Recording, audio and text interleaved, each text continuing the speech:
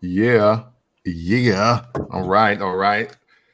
Post WrestleMania, the new wrestling season has begun. Not the Fox season, the real wrestling season. Okay. It takes place Monday after WrestleMania. And we're going to talk about all of that. So you know the vibes, you know what time it is, man. Happy Easter to you. You know what I'm saying? No matter what God you serve, you dig? But it is time to talk about wrestling like nobody else in the world, which means it is time for the first Black Champ podcast. And that's right. I'm still the pick. Hacksaw, him, Duggan. Camp from the Port.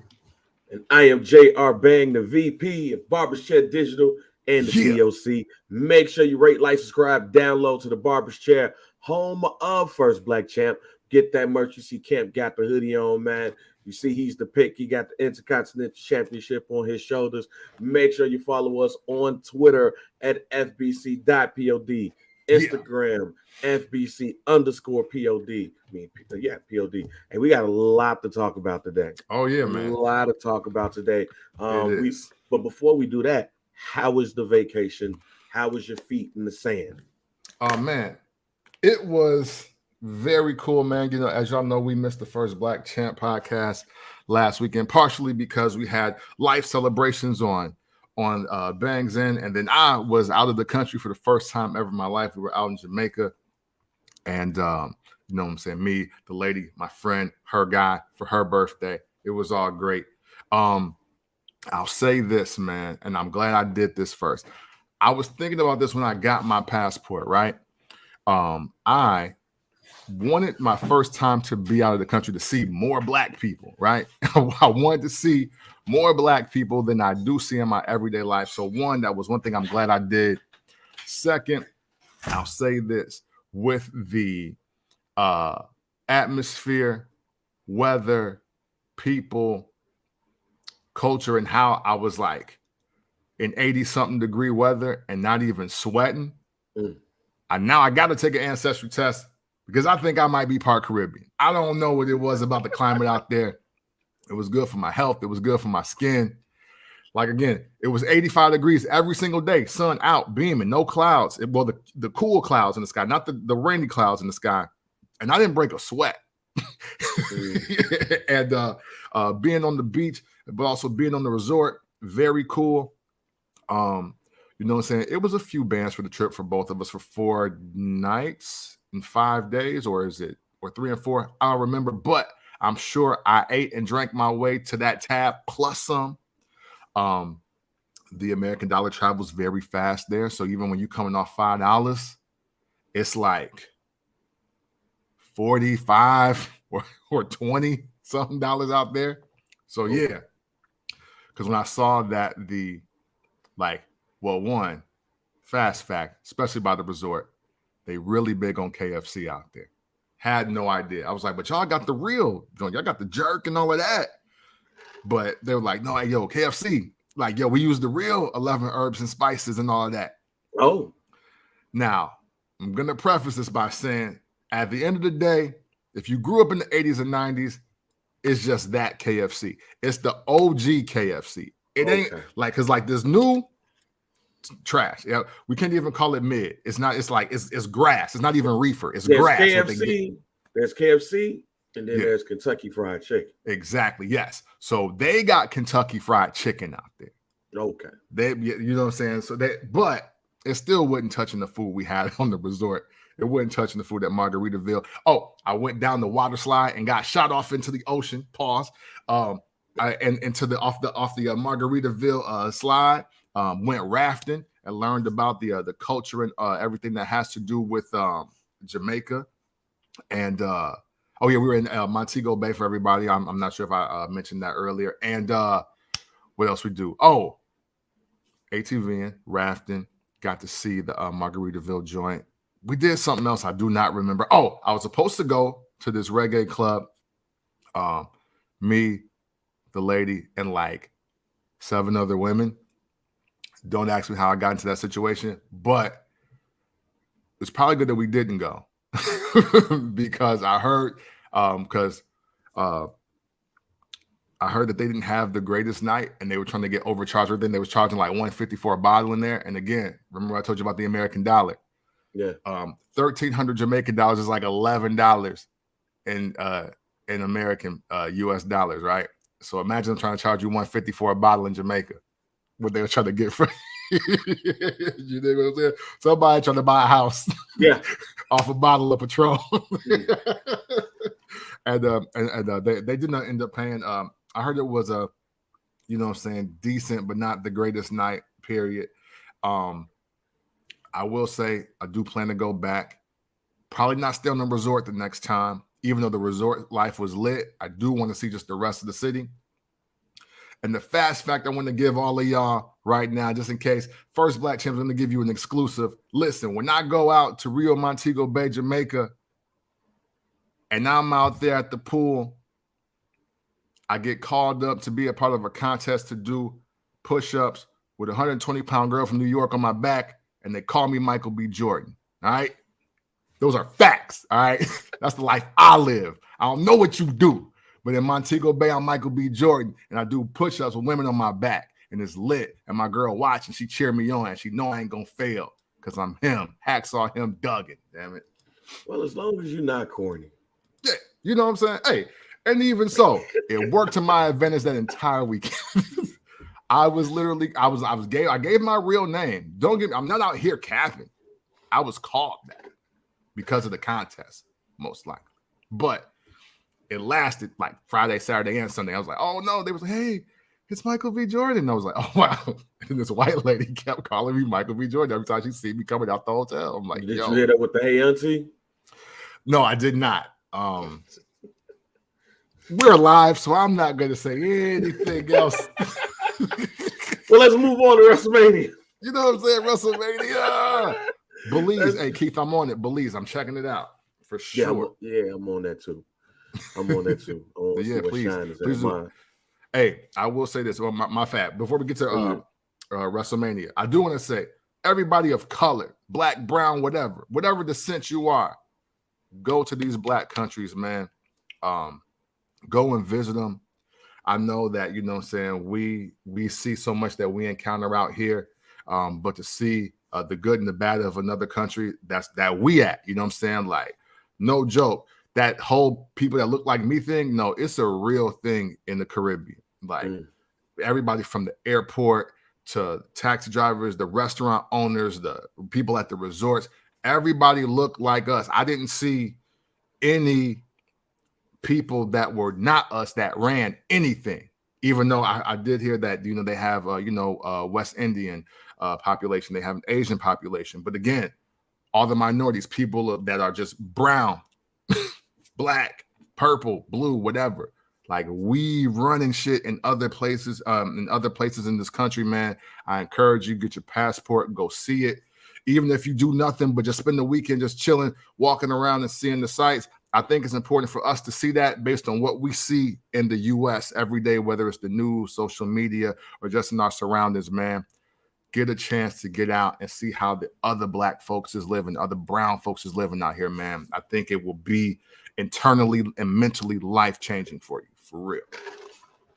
That's dope, man. Waiting on my passport to come so I go ahead and make them moves myself. Yeah, let's go. We're gonna get into that. But we're about to talk about, going from feet in the sand to feet in Los Angeles, California. Yeah. WrestleMania goes Hollywood, WrestleMania 39. It happened. And first off, let's just give a hand to First Black Champ Podcast. Yeah, man. We told y'all niggas. Hey, Lucy daughter voice. You know what I'm saying? We told y'all niggas. A lot of y'all was upset. A lot of y'all was on the internet mad, crying. You had kids crying with confetti being thrown in their faces and everything. Let's start with the main event of the whole entire thing. Roman Reigns, Cody Rhodes, Roman Reigns retains. He's still a one. He retains with help from Solo. Yeah, man. I'm just gonna say this now. I told y'all. Look, he lost on Monday. Y'all thought he wasn't gonna get no get back? Y'all thought it was just going to be, all right, cool, let's go to WrestleMania. But Yeah, no, man. it wasn't, ladies and gentlemen. Solo helped out, got an appearance from the new tag team champions, KO and Sami Zayn, which we'll talk about them a little bit later. Yeah, man. Usos piled up in there. There was a lot of stuff going on. A great, great, great match. But Roman Reigns retains, man. What was your thoughts on the main event? So I'm kind of going to veer off a little bit when we say great match because I ain't going to front. Obviously, our prediction was correct. We both picked Roman Reigns. No shock there. I didn't realize how many people were going to be that upset at the verdict. I didn't realize that. I'm gonna get into that in a minute. But I won't front to you, man. I actually hate the way this match took place. Okay. What I seriously wanted, especially based on the promos that were cut in the weeks leading up to it, I wanted Roman Reigns to come out there solo dolo and not squash Cody Rhodes, but dominate Cody Rhodes. I'm like, yo, no, your pops ain't teach you this. I'm beating your ass, and this is how it was, and I'm gonna look great doing it. I wanted that first run of Roman Reigns whooping ass and talking shit, like how we did Jey Uso, like how like that first, like those first 120 days when the match was really more just him being audible, talking his talk and beating people up. That's what I was hoping to see. Paul Heyman being out there, he's never really a real threat, but as soon as Solo came out, I was upset. I was tight. As soon as the Usos came out there, I was tight. I was like, no, this ain't proving the point. This ain't making the story what we need the story to be. This ain't what they talked about. Cody came out there and was like, yo, I got to beat you to prove to the world and my dad that I'm really that guy. And he was like, well, look, that ain't going to happen because I'm about to whoop you. And this is just what it is. You got to adjust to reality. And I think with that being the case, right, Roman Reigns just cleanly, flat out dominating, beating Cody Rhodes. I think it sets up a better moment for him on Monday Night Raw, even with the backlash that people got like, oh man, why did he beat Cody Rhodes? Blah, blah, blah, blah, blah, right? The way Cody can come out on Monday with taking just the hard L and the harsh reality, I think he cuts one of the best promos of his career. I think he sets up the best continuation of this story. And I think we have something more compelling than what we have in front of us right now, which is, damn, Roman Reigns really can't beat nobody without the bloodline, even when they ain't really winning at the highest percentage. Okay. I do see where you're going. I do disagree. Because ain't nobody is like we are now past the point of who is going to help Roman Reigns. I think that it's just at the end of the day, you know what I'm saying? When you look at Roman Reigns, you look at the bloodline, you don't look at anything else. Now, I do agree with you to a point, though. I do agree with you to a point. Keep stopping. I agree with you to a point. And that point is I would have rather saw Roman Reigns, Cody Rhodes with no type of interference in the match whatsoever. I would have rather this match be clean. Yeah. But the fact that Cody also had help from KO and Sammy, I'm cool with it. I would have rather than not seen nobody in the match though. But the call out was Monday. Yeah. So I already knew what the lit was because Monday he beat Solo. All right. Somehow, some way, he gonna get his lick back. And it was a similar situation to the Drew McIntyre match. Which is another thing right there where we first saw Solo on the main roster for the first time. Now, I love the shot at the end for the exception of the rubber chicken. Whoever threw that rubber chicken is hilarious. Let me just say this. Whoever was in that arena and had the thought of, let me throw a rubber chicken. Yeah. Congratulations to you. because they don't have it at the merch counter. They don't have it. They do not have that at the merch counter, fam. So you really came into the arena like, if I don't get the result I want, I'm throwing a rubber chicken. Or I got the result I want. I told y'all he was a bum. I'm throwing a rubber chicken. Besides the point, the rubber chicken almost stole the show. Right. But I'm gonna tell y'all why I ain't mad at the outcome. Mm. Is because of what I have told y'all these last couple of weeks. First and foremost, the WWE don't give a shit about the Rhodes family. All right. Dusty got a job at the WWE after shitting on Vince McMahon through his own events. Mm-hmm. Vince McMahon named Soul Man Jones, Virgil, to team up with the $1 Million Man, who's based off of Vince McMahon. So it was Vince McMahon and his slave that just so happened to be a black man. And when people say the swag of Dusty Rhodes is kind of like a what? Black man. Mm-hmm. He basically called him a black man in white face and named him Virgil. Then he gets signed. And if you listen to the Something to Wrestle with Bruce Pritchard episode, Dusty was like, man, I don't even know if these niggas gonna sign me. And Vince was like, oh no, we doing money with you, fam. But go put on them polka dots. And Dusty was like, fam, I'm already big. You got me in polka dots, fam? Polka dots. Polka dots. He brought his son in. Oh, Vince McMahon, a.k.a. Ted DiBiase, was beating the shit out of his son. Y'all forgot about that. Everybody leave. They come back, and Vince like, oh, you ain't Dusty Rhodes Jr. You ain't Dustin. You Goldust, an androgynous character that we don't know if he gay or straight. Very ambiguous. Yeah, man. And Razor Ramon wants to beat his ass. He never gets over past the Intercontinental or the mid-card. He never, which I ain't gonna front. Dustin Rhodes should have been in the high card. Oh, yeah, for sure. When he got there. But Vince was like, nah, we straight. We gonna keep your little ambiguous ass right here. Oh, Dusty, we do fuck with you though, man. You real good. We gonna help you teach the stars of tomorrow. Oh, your son at OVW? Oh yeah. Everybody at OVW like, yo, we got a future WWE champion in Cody Rhodes though. He brings him up, gets slapped around a little bit, becomes tag team champions. You know what I'm saying? No, not even. No, I'm talking about. I'm talking about Cody right now. Oh, that's right. Oh, yeah, my man, Teddy Jr. Yeah, no. Before that, Hardcore Holly. Oh, dang, that's right. Dang, yeah, that's right. Then it was Ted. He turned heel. It's like, yo, I'm gonna go with the young. I'm gonna go with the young team. You know what I'm saying? He gets put in prime spots, but then Roman slides through, along with Seth. You know what I'm saying? And Dean. Some of the Dusty kids are now starting to make their way to the WWE, y'all, out of Florida. And them the ones that's getting the push. Cody go through a couple of changes.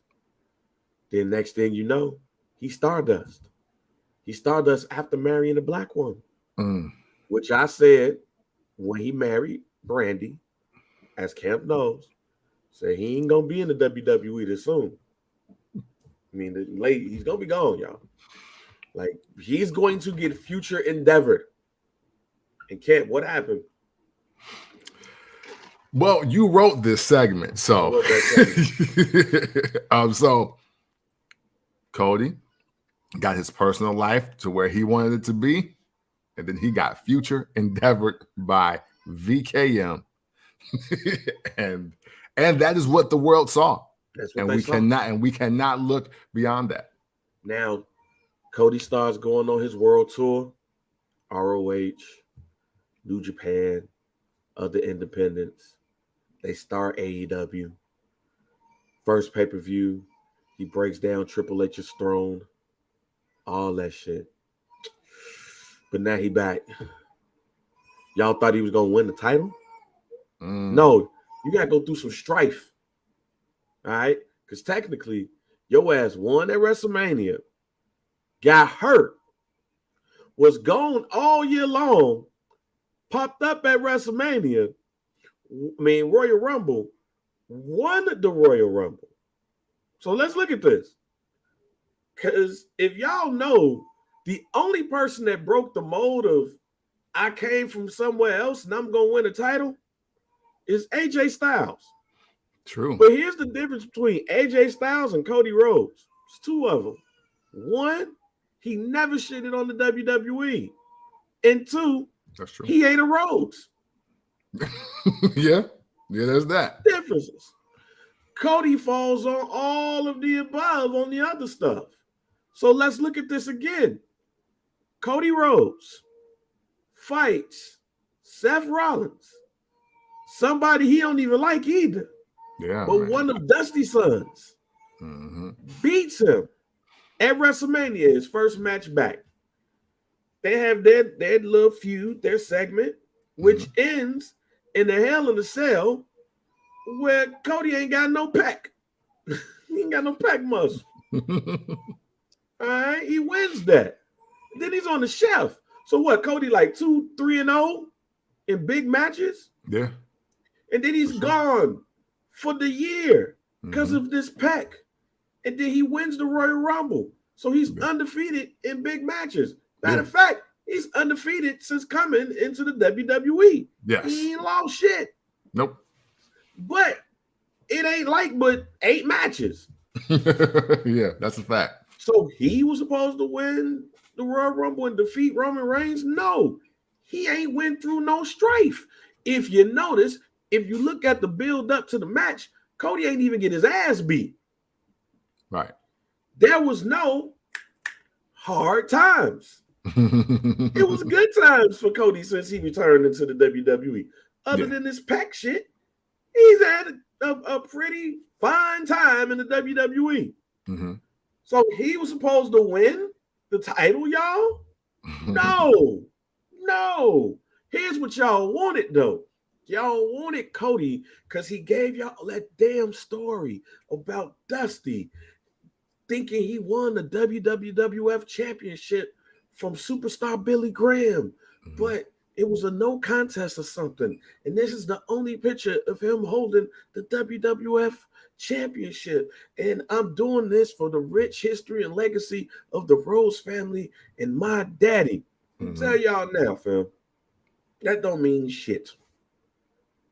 All right, y'all don't even know Tito Santana used to be the Intercontinental Champion.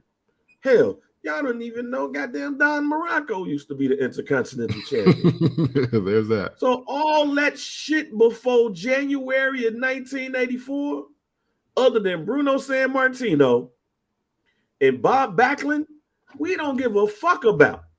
We barely give a fuck about superstar Billy Graham having that title. He had that bitch for a year.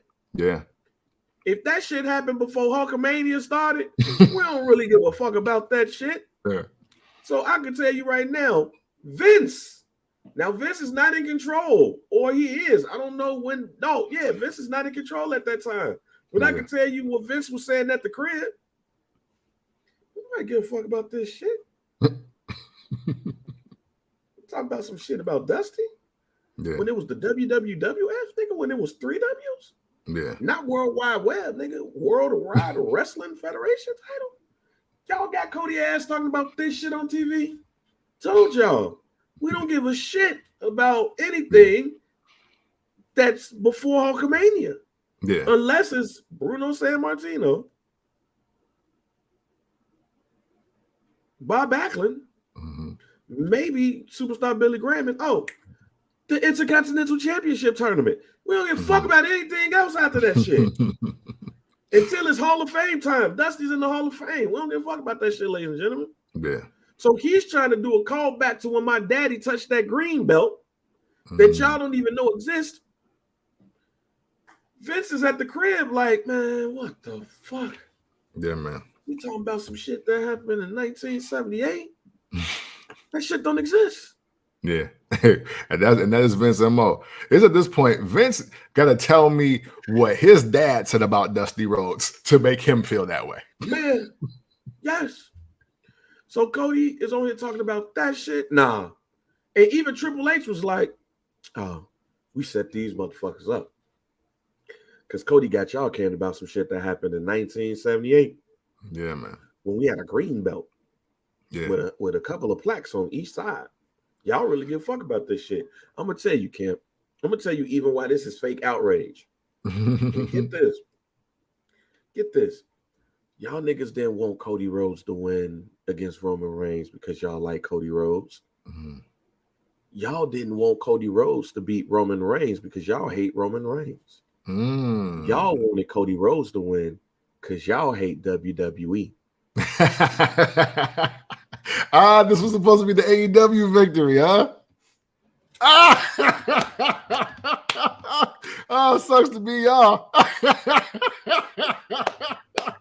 Hey, AEW ain't gonna never win, all right? Never. You know how they say never say never? I'm saying never. Shout out to Chris Rock. Y'all, that's not happening. Don't ever think in your life that any AEWite is going to come to the WWE and run shit. It's not happening. It's not happening. I'm telling you, why would there be any other reason why all of y'all are so excited to see Cody Rhodes beat Roman Reigns? Roman Reigns represents the WWE. He represents the establishment. The bloodline is WWE. It starts with Alpha and Sika and Peter Maivia. It goes down to Yokozuna, the Head Shrinkers, the Islanders. It then rolls into the Usos and Roman Reigns. Other than the Samoan SWAT team being the Samoan SWAT team in WCW, this bloodline shit is all WWE. Yeah. So it was really WWE versus WCW / AEW. Y'all thought the niggas was gonna win at the grandest stage of them all? No. Y'all tripping. Not this way. Especially not this way. Yeah, y'all tripping. Y'all tripping. You thought Roman Reigns, who carries the blood of the Wild Samoans, who knows the lineage of all of this shit just as much as Cody did and does, was supposed to lose this match at WrestleMania? No. Cody has to go through his own section of hard times. And we'll get into after Raw, what happened on Raw, which I ain't gonna front. Triple H, you got me. There you go. You got me in the beginning, not the end. But at the beginning, when Brock popped out, I said, oh shit, this is where we going. But we'll get into that in a second. But it was no way in hell that Cody Rhodes was going to go on this undefeated ass journey with the only strife is having a pectoral muscle torn, and he was going to beat Roman Reigns after everything that Roman Reigns has done for the last 3 years. No. And the other part of that shit is what me and Camp has always been telling y'all ass, and y'all been lame to the fact of this shit for some strange reason. The WWE was not.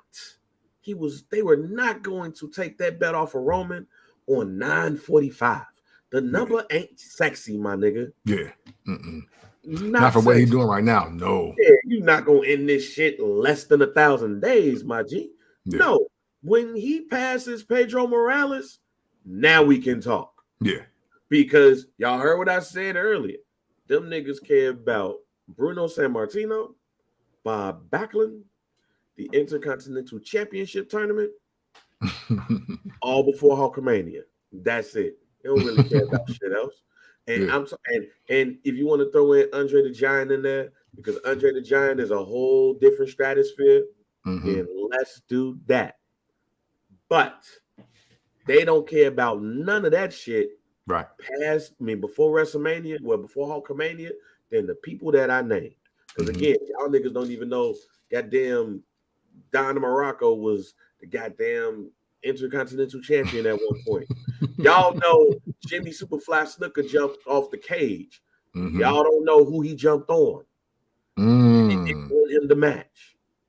So that's moments, but I just named y'all what the fuck we care about pre-Hulkamania. Right.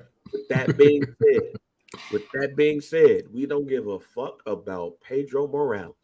Yeah, man. And Vince McMahon and them been like, damn, we forgot to get Pedro ass the fuck up out of here. It would have been Punk, but we don't really fuck with that dude like that no more. Yeah, but man. You know what? Roman is on this nice ass streak. He really getting it. Hey, we gonna pick that 1061 shit about to get blown the fuck up out the water. Oh yeah, that's it. Yeah, man. Yeah, that's a fact. And he'll beat that by SummerSlam. It would be May. He'll be over that by May 27th. I think is the date that around that date that he would pass Pedro Morales. Maybe a little bit later, but Pedro, we coming for you, nigga. Mm-hmm. That's what this is about. Now, King of the Ring, Money in Bank conversations, we could go and have them conversations. Yeah. I do believe that belt, Roman gonna have that belt for the rest of the year too. I do. But it wouldn't surprise me if we drop that belt. Like I told my man DJ Nails, shouts out to DJ Nails, and he could not deny this fact. I said, this is what the WWE should do, in my opinion. Because he don't need to keep that belt at WrestleMania 40. Unless you know for sure that it's going to be Rock versus Roman at WrestleMania 40. Right. For sure. In Philly, unless you know that for sure, he ain't got to keep that belt. But if you know for sure it's WrestleMania 40 and it's Roman Reigns versus The Rock in the same city where Roman Reigns won the Royal Rumble and y'all booed his ass out the building and even The Rock couldn't save him. Yeah, man. If you know that's your main event for WrestleMania 40, he ain't losing the belt. He's not. And he going over on The Rock. Oh, yeah. So let me just tell you this right now. Philly, he got to, I think. If you know Roman Reigns is going up against The Rock at WrestleMania today, if The Rock has signed the paper or he at least told you, hey, I got the date penciled. As long as I'm healthy, I'm doing this shit. If that conversation has been had, ladies and gentlemen, Roman Reigns ain't losing the belt at WrestleMania 40 either. But if you know that match is not going to happen, you know that for a fact that match is not going to happen, The Rock like, fam, I'm 50. And I put a lot in my system, and I worked out a lot, and I did all this shit. I'm scared that shit going to break down.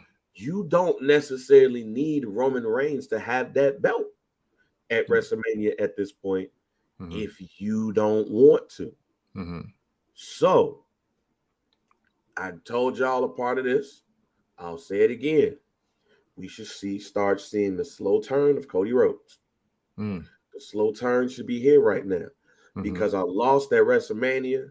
Some dude threw a goddamn chicken on my back. The bloodline was celebrating this shit. I'm embarrassed and I'm upset. And I'm upset.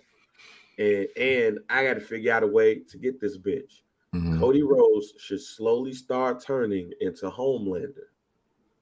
If you watch The Boys on Amazon Prime Video, Homelander is Cody Rhodes, except Cody Rhodes think he's good.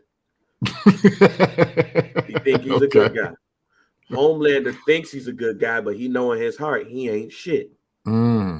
That's what Cody Rhodes needs to become. And then he wins the Money in the Bank. He defeats Roman Reigns.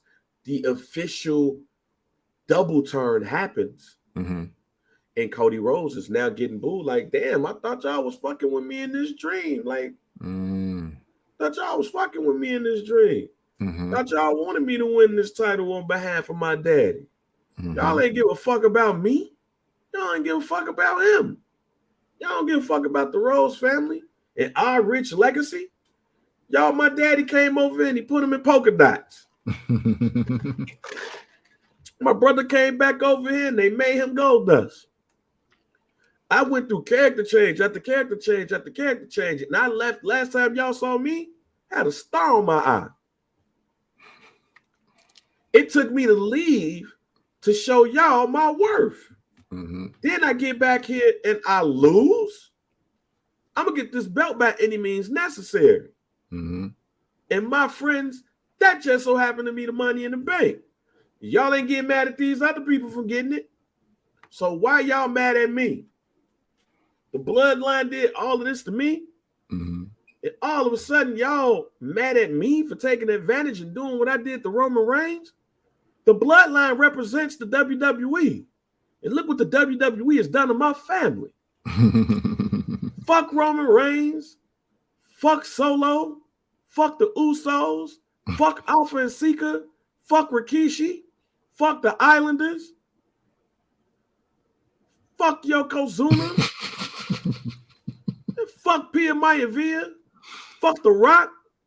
Fuck all them niggas. I'm the champ.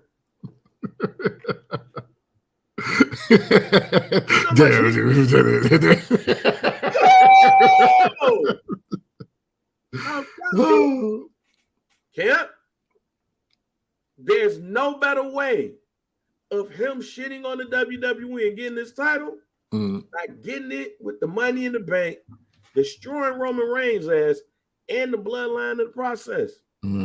Now, if you want to have Roman Reigns chase Cody for the belt at WrestleMania 40, where he was booed out the building, where y'all ain't fuck with me, by all means do it.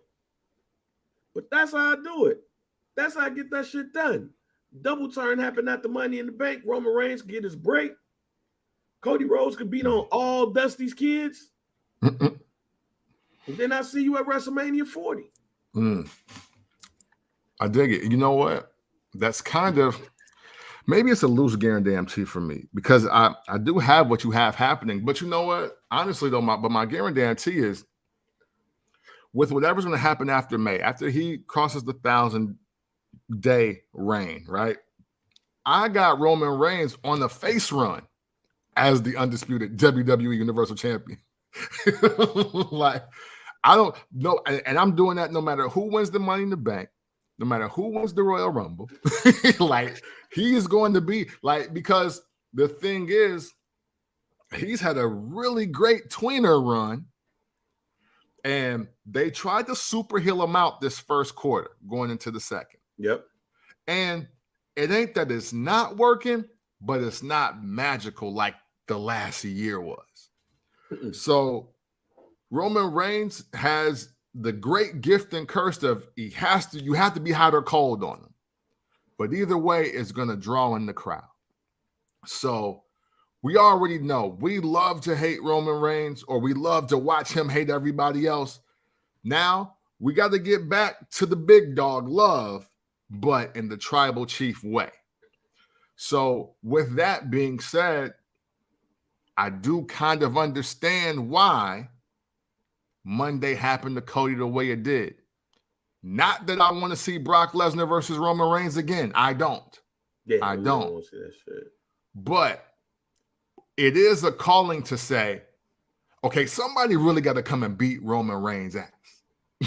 Like, somebody got to beat him up. Somebody got to really put some pressure on him to make 2023 feel a little more legit in this title reign.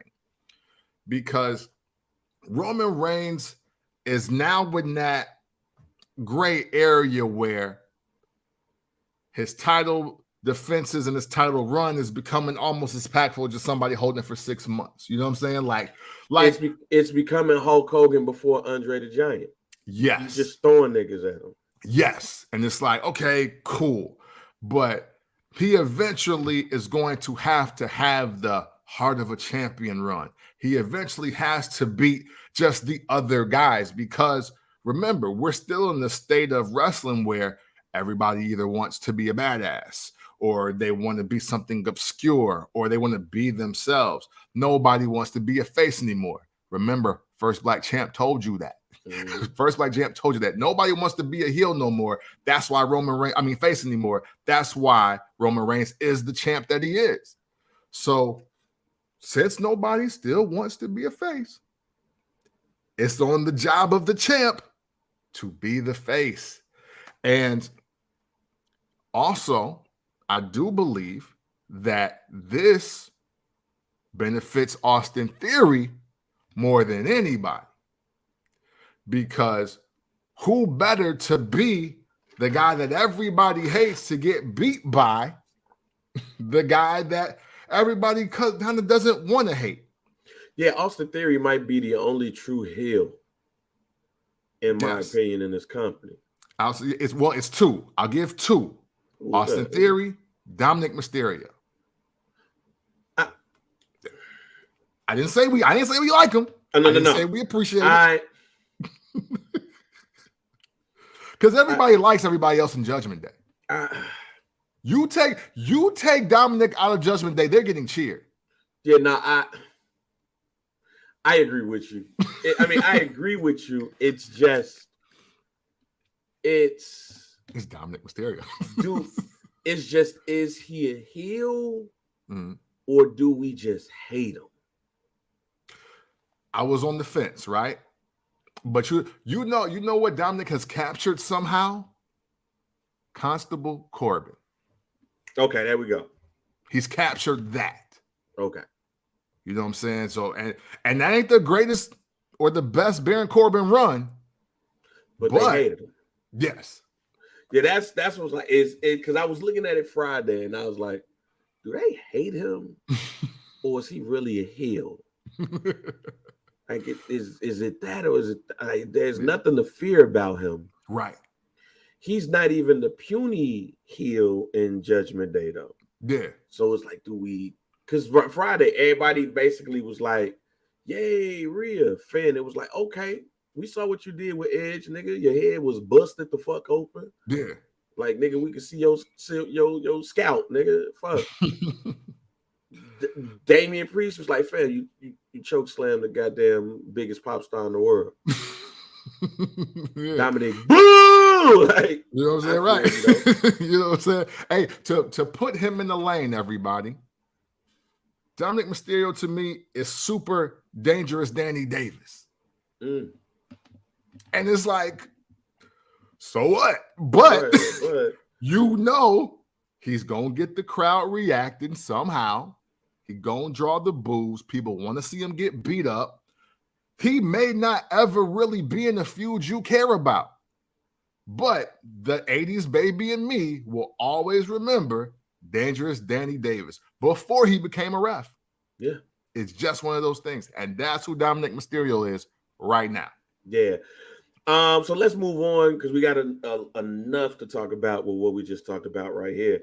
But another match I want to get into real quick, just talking about some of the matches real quick. I want to publicly apologize to Rhea Ripley and Charlotte Flair. I did not expect y'all to give us the match that y'all gave us, arguably the best match of the night, of both nights. So salute to Charlotte and the Rhea Ripley. How did you feel about that match? The right person won, and should they have main evented night one? Man, you know, because I think we all had a certain expectation because it is Charlotte Flair. And a Charlotte Flair match at WrestleMania, we kind of know how that goes, right? So, although I still do believe the match was placed properly, if I knew I was getting that at the main event, I wouldn't have been upset. Right. However, man, that match was phenomenal, man. And I know we throw out the best ever and top 5, and we do all these things like so often in life. It's, especially with wrestling matches, everybody we have this culture of people that like the 5-star match type of deal, man. Mm-hmm. And I'll say this, I'm not placing it anywhere, but when you talk about WrestleMania matches and WrestleMania title matches, this should come up moving forward. It should just be one of the matches that always come up moving forward. I don't care when you started watching wrestling. I don't care what your favorite WrestleMania is. If you're talking about what makes WrestleMania great from a wrestling match aspect, that match has to be mentioned. Charlotte Flair versus Rhea Ripley for the SmackDown Women's Championship. It's one of those situations where I think we all were expecting something great. and we knew something great could happen, but we didn't see that happening. Yeah. And you don't get that moment in life too many times. The very last time I got that feeling personally was Shawn Michaels versus The Undertaker at WrestleMania the first time. And because the thing is like, yo, we know what Shawn Michaels do. We know what The Undertaker do. This match could be great. This match could be the match of the night. But then you see it. And it's like, oh, damn. Like, okay. Y'all want to do that to me. All right, bet. Like, and that's what that was for me watching Charlotte and Rhea Ripley. And I know there's always mixed emotions and mixed reactions on who Charlotte Flair is and what she gets based on who she is and all of that, blah, blah, blah, blah, blah. But man, what a way to redeem yourself from last year and also shut Becky Lynch up. we can't forget that. We can't forget that either. Ooh, we talking that shit. Because Becky talked her talk and she was right last year. She was real right. Bianca versus Becky shattered anything that had happened for Charlotte Flair at WrestleMania, in my personal opinion. Charlotte says, okay, I got you. And now, not that I want y'all to live in the world of comparison, but watch that Becky Bianca and watch that Rhea Charlotte Flair, and you tell me how you feel. That's it. I would just say how I feel is the two black women and they match should be talked about more than one of those matches. Yeah. Yeah. There's but that. what I saw last week. Yeah, man. Hey, man.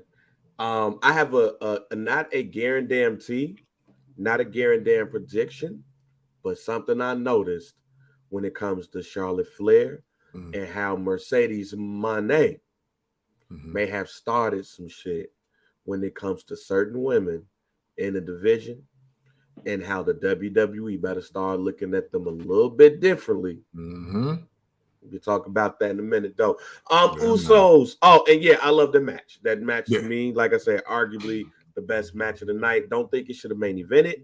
I think the right match main evented based off of the circumstances. Yeah, for sure. And that's Kevin Owens and Sami Zayn versus the Usos, which I'm going to tell you right now, one of the things that I have been saying for the last couple of weeks is the emotional matches. The matches built off of emotion, that type of intrigue, the Macho Man versus Ultimate Warrior type matches where it's more than a title. Yeah. You know, it's a lot more meaningful. And even though the tag team championships was on the line, that match to me was way bigger than what those titles represented.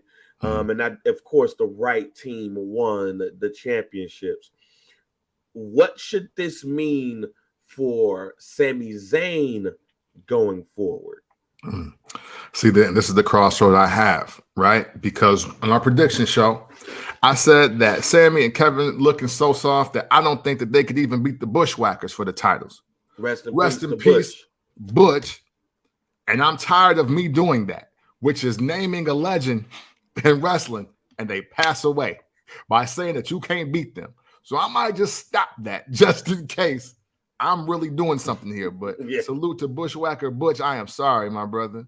Condolences to your friends, your real friends and family. Kevin and Sammy winning the tag team belts, all for the story to be all about Sammy again, is the confusing part of this for me. And this is why I didn't pick them. Or wait, no, I didn't pick them. I don't believe. But see, but it goes to my point, because we got into what I thought was supposed to happen at WrestleMania anyway, which was Sami Zayn versus Jey Uso, which I still think is a hell of a match just to have. Which ended up happening. Yes. Which I have something on that too. Yeah, it's anything, Cam. Let me say to you, Cam be knowing. We'll get to that a little bit later. All right, we're back. So you know, for them to have this great match and this great moment at WrestleMania, and I was more shocked than emotionally invested because, I mean, well, one, I kind of got the news when I was in Jamaica. I was like, damn, they lost. Like, oh, but I did want to see the match anyway. And again, you're dealing with four guys that really get busy. They really do this. So I was never expecting a match that was going to sell me short. I want to first start by saying that. But I don't see the story happening the way that they're trying to expedite and saying he's trying to explain it. Because he's making it seem like, okay, we won the tag team titles, and now the bloodline is crumbling. No, that's not what happened at all. The bloodline helped Roman Reigns beat Cody Rhodes, and he didn't even show up to SmackDown the next night. Like, that's what happened. Like, bro, you still getting your friend beat up out here. That's what's still happening. Like, and then you lost. So, I don't to speak just about the match itself, great moment in time. But what all this means for Sammy is you're a tag team champion, and now I think we're going back to that odd space where the tag team titles get lost in the shuffle again. And that's disappointing based on what the Usos did for over the last 600 some days. Yeah. To wrap up WrestleMania, who do you feel won the weekend of WrestleMania? You know, thinking of NXT, Stand and Deliver, and everything that happened throughout that week, that weekend. Who do you feel won the weekend? Won the weekend. I think, man, I mean, obviously back to who we just talked about, Rhea and Charlotte. I think they won the weekend. Showing you how to lose in defeat. I think Finn Balor won this weekend. Last weekend, I'm sorry. Man, you know what? Because I'll say me, but I know you're in on this too, and to a degree. We don't give Omos enough credit. I'm gonna say he won on Sunday. Okay. In the reefer moment of WrestleMania. Like it was grass. No, he was smoking grass. That wasn't even a reefer. It wasn't Reggie, it wasn't reefer, it was grass. But you know what? At the 5-minute mark of them two being on TV, bang, I said, oh, this match still going on. I was like, oh, shoot. And Crystal looked at me crazy. I was like, no, I had this match going maybe 8 minutes with intros. Yeah. So the fact that he got to mount offense, dominate Brock Lesnar made him look like somebody we need to watch the rest of this year, or at least till SummerSlam. I was like, you know what? That's a win. That's a win for Omos. So I'll give him his respect on that note. And I think the obvious wins there, I think that's it. I think that's it. Now, it was 2 nights. I think, hey, you know what? And to be fair, I think, man, everybody after Seth Rollins and Logan Paul wins just WrestleMania weekend. I think everybody just wins after that. Night 1 was special. That was a very special night, even though opening match is just, I mean, it just is what it is. What it is, and it's all it could be. I don't think the points got proven, and shout out to Michael Cole for taking my commentary that I was having in the living room. I was like, hey, you know what? John Cena opened his first WrestleMania match for the U.S. title, and he had to cheat to win against the Big Show. It's like, oh, so wow, they really trying to give Austin Theory that restart. And then he highlighted that when John Cena was coming down to the ring, I think, and then it ended kind of the same way, but not really. I don't know if that's a win or not.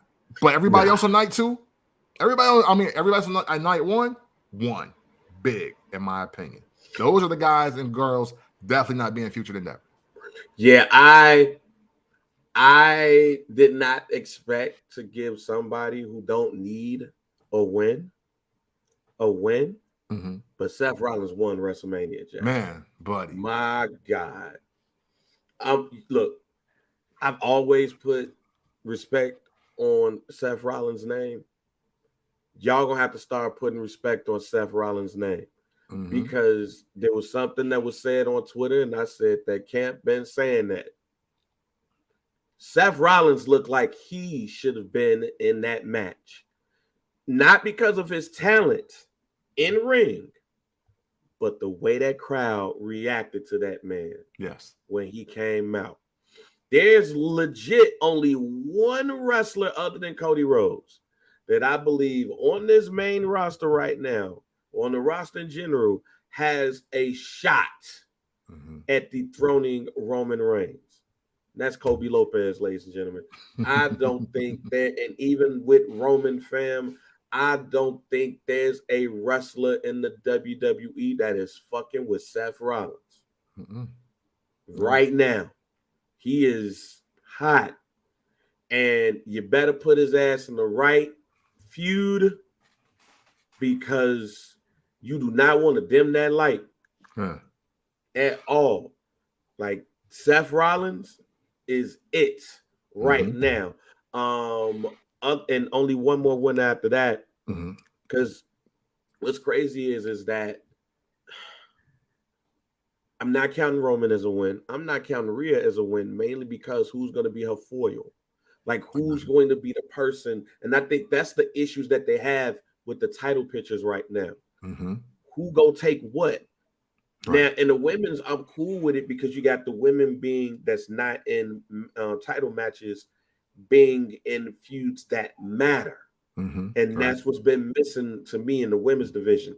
Not the title feuds, but stuff outside of the title, which makes things matter. But other than that, I think that the other winner was Carmelo Hayes on NXT. Look, if you didn't look at that shit and say, hey, that motherfucker's main event in WrestleMania 42 or 43, then if you ain't get that, then I don't know what's wrong. That man is a star. And when he gets to the main roster, just catapult that nigga. Absolutely.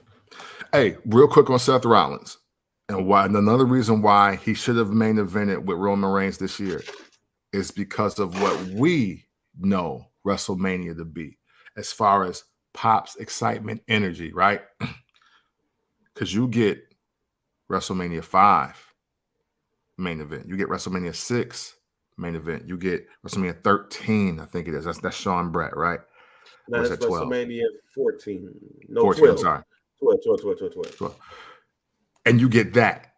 And every once in a while, you don't get that every year where, wow, we want to see the face as much as we want to see the heel, and they got to come together at the biggest match of the year. And that was the moment to do it this year.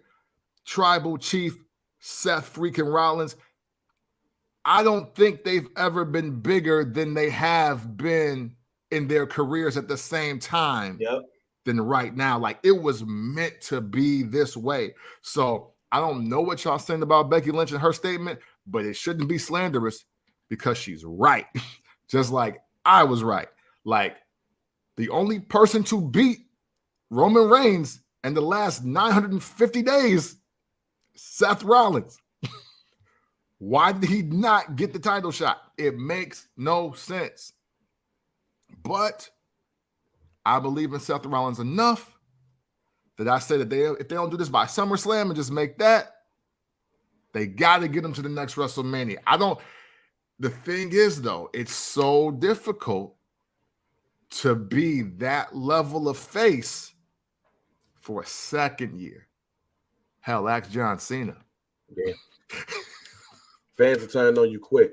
Oh, I do got one more winner, and it's not for what you think, Camp, because he did lose the match. But I let's just say I wasn't a Grayson Waller believer.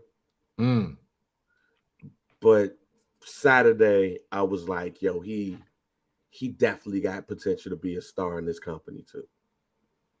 He does. Keith, you're lying. Oh Lord.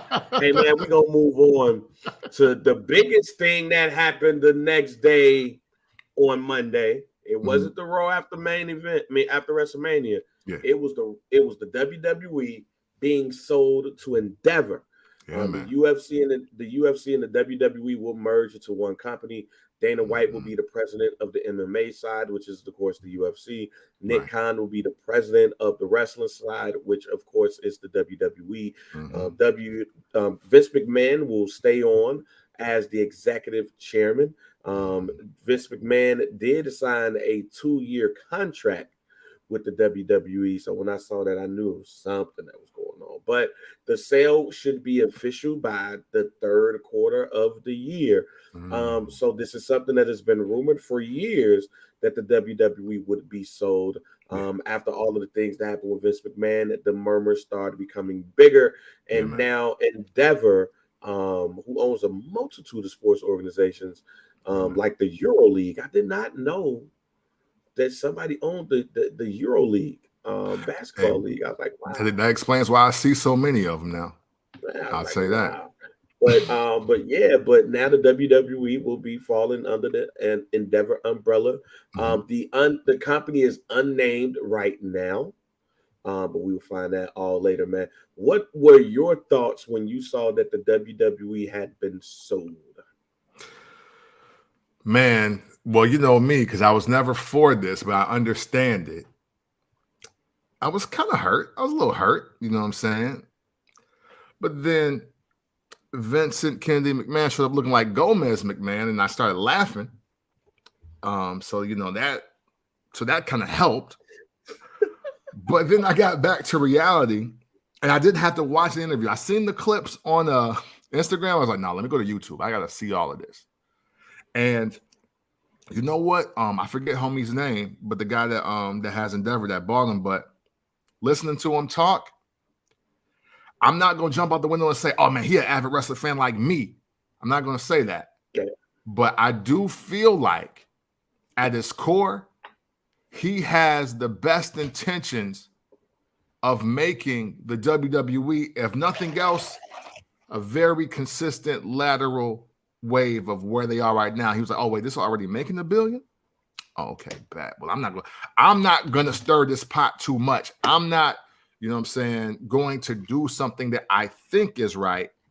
I'm going to do the things that I know is right based on the other sports things that I'm already doing." And I think that was the most important thing, that even when we're talking about the potential companies, I think that's what we maybe didn't think about, or I'll say I didn't think about, or was very short-sighted on, because I was with Amazon, because Amazon, you can do whatever you want. It's like being at your drunk uncle house. You can, oh man, I can do anything here. But I think we underestimated the value from a sports guy or a sports enthusiast or a sports company, sports-based company foundation taking over the WWE, because it is sports entertainment. And I think the entertainment is going to be captured regardless, because even the UFC guys, men and women there, want to be entertaining in their fights. You dig?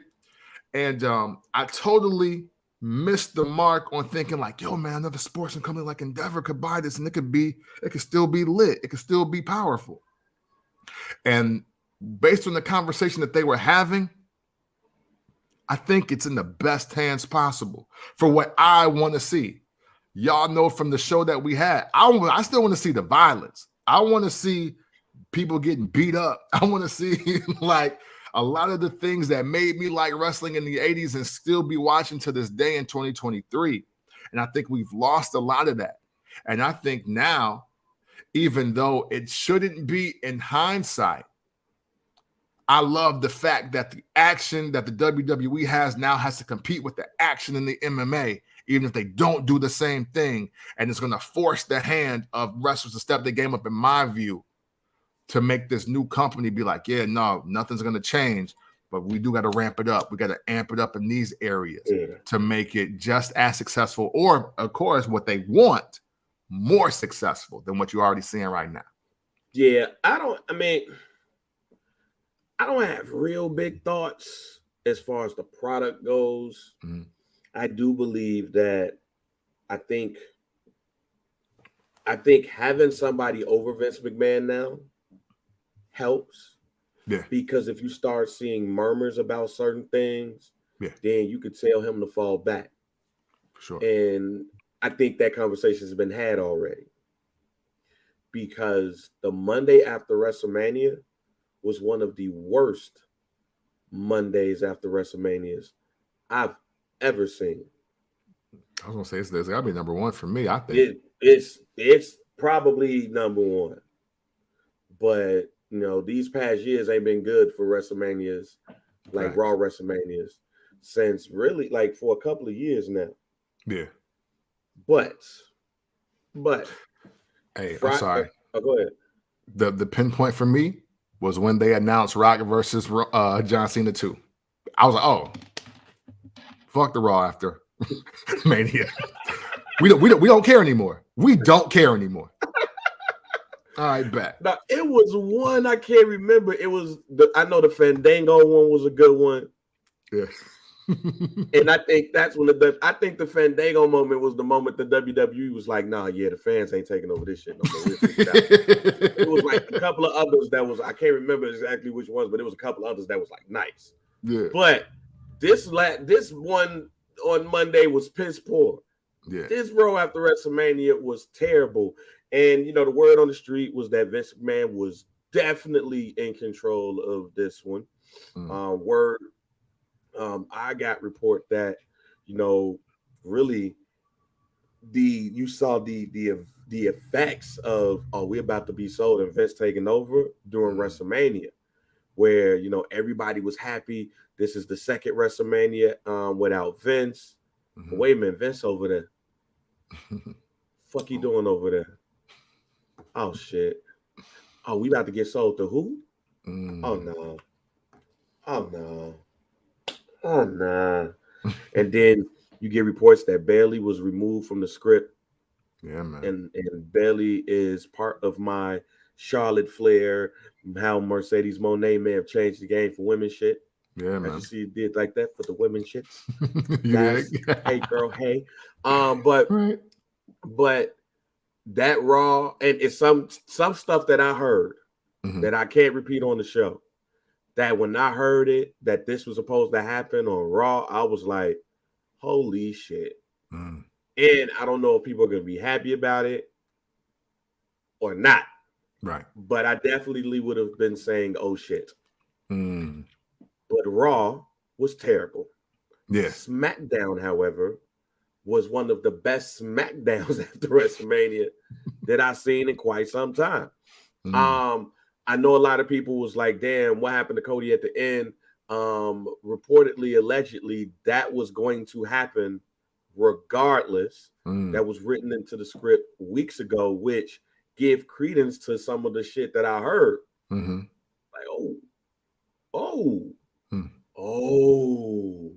So, and plus, when I saw Brock Lesnar, come to Cody's side on Monday, I was like, yo, he fucking Cody up at the end of the night. Yeah, because hey, when have you known Brock Lesnar don't want to be anybody's friend, y'all? Like how fucking happy Brock Lesnar was when he walked out there. He was just like, he was excited to be somebody's tag partner. Yeah, come like, on, nah, you get your ass whooped. Ever seen that? You didn't even see that in OVW. When did you see that? Like, you didn't see that. You've never seen Brock Lesnar be excited for anybody else but Paul Heyman. Right. He ain't tagging up with him, Jack. So I knew when Brock Lesnar music hit, oh man, he about to fuck Cody ass. But the SmackDown was great. It was amazing. It was dope. Even at the end with the Jey Uso, like I tweeted out, like, oh yeah, Jey Uso about to get his ass whooped tonight. Not only did he not get his ass whooped, it really solidified a couple of things. One, it was something that you said earlier in the podcast, Kemp. You said, hey man, Sammy is the dude that always get his tag team partner beat up. Yeah. So now if I'm Kevin, if I'm creative, I'm having Kevin Owens look at Sami Zayn crazy. Because fam, you out here trying to be nice to buddy ass over here, and he fucked your ass up. He fucked me up. We gonna fuck around and not be able to use these tag team belts. They're gonna fuck around and get this shit back, and we gonna be back to square one because your motherfucking ass want to be Captain Save-A-Ho. That's his cousin. Ain't shit else you gonna be able to do about that shit. Nigga, what the fuck is wrong with you? Stay your ass over here. Yeah. What the fuck is wrong with you? Matt Riddle's return, and then his return on the SmackDown to go at Solo is that called back because Solo put him out of action. Yeah. You know what I'm saying? So I see some stories being sold and some revenges and things of that nature. So I'm good with that. But Friday felt like a Triple H show. Yeah. Monday felt like the Vince McMahon bullshit. So hearing that the draft is coming back, I am interested to see if they're going to try to do what they tried to do years ago, where Eric Bischoff was overseeing SmackDown and Bruce Pritchard was overseeing Raw. Yeah. I wonder if they're going to try to do that with Triple H overseeing SmackDown and Vince overseeing Raw. Again, I like the sale because now there's somebody that could possibly put Vince McMahon in check. Fam, we own you now. You got to listen to us. Because I think also Ari Emanuel, Ram's brother, Rahm Emanuel, Zari's brother, I think they heard Monday. I think they heard the fans Monday night into Tuesday and say, this shit was the pits. Now hearing the word from Meltzer that Vince McMahon is purely in, like, he's really in charge. And it was a whole bunch of rewrites and shit. But then coming up to Friday, it wasn't as many as that. It seemed like Triple H was back in charge. I think that now we're in a position where those people are more likely to listen to the fans more than they are listening to the people inside of the building. Because it was a real quick, like, oh man, it just feels like Triple H is back. And then you start hearing the word that Vince McMahon wasn't even there. So the Endeavor deal for that one, as long as you can keep Vince McMahon ass in check, because you couldn't do that before. I run everything. Right. That's now, true. if I'm Ari, I'm like, hey, Mark Shapiro, hey, we gotta tell him he gotta calm that shit down. Let Paul do his thing. Because we can't deal with that right now. Let him help out with this TV deal and run these shits by him and all that shit. But no, we can't do this shit. If Raw feels smooth this Monday, my prediction is right. Now, on the flip side, other than that, I'm not worried about the product. I'm not about the WCW this shit. Right. You're not about to, like, you old niggas is not about to scare me thinking like the ghost of Jim Herd is gonna be coming down and we gonna get the ding dongs and all of that shit. Yeah, nah. You're not about to do that to me. That whatever. But I ain't heard shit about the streaming. I heard shit about Peacock. I heard shit about content and how that's gonna be settled. I ain't heard shit about none. And and fans, this is where I scare y'all a little bit. They did say, I listened to the press conference that was recorded, and I listened to the interviews, and they said they're gonna run the UFC playbook. Ladies and gentlemen, you had to pay $79.99 to watch Israel, whatever his last name is, fight last night on ESPN Plus. Yeah, man. That's what I'm worried about. Give a fuck. I mean, I could kind of not give a fuck about what goes on in the ring and backstage. Entertain me. Right. But I ain't paying $79.99 for no pay-per-view. Nah. If that happens, I want to be the first to say that we will start throwing First Black Champ pay-per-view parties or premium live event parties, whatever you say. Man. It'll be a $5 entry, drinks, food, fellowship. You know what I mean? Hey, look, why pay $79 when we could all pay $5? Right. That's all I'm gonna throw out. We ain't doing that shit. Yeah, nah, because I'm not doing it either. Listen, I already survived the 90s with the cable boxes. We're not going back. All right. I'm not no, we will figure it out. We will figure it out. I am worried about that as well. But hey, he won his money back. So because it ain't that I don't get it. It's just I don't want it. Right. I don't want it. And we're gonna have to find a venue to host. Yeah, because if you run in that playbook, you work out that deal with whoever your streaming partner is. Yeah. You have some free events. You have your content shit set up, but then also you're paying the monthly fee for the pay-per-views. Like the fight nights are free. Yeah, man. But so maybe my prediction of bring back some Saturday night main events is not gonna be what we want, because we're gonna be getting them and Clash of the Champions and shit for free. Mm-hmm. I can see a world where we pay for the big 4 pay-per-views.